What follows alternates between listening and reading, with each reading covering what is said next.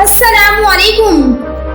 आज मैं आपको बताऊंगी रमजान में सहरी के वक्त पेट में भारीपन का इलाज।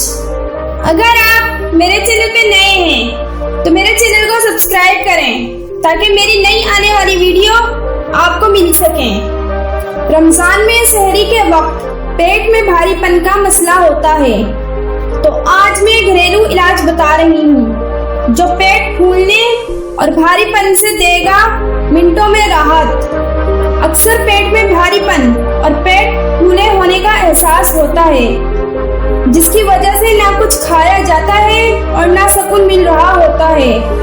ऐसा लगता है जैसे बहुत खा लिया हो या थोड़ा सा खाने पर मतली जैसा होता है और बार बार खाना ऊपर आता है, जो इंसान को बेचैन रखता है।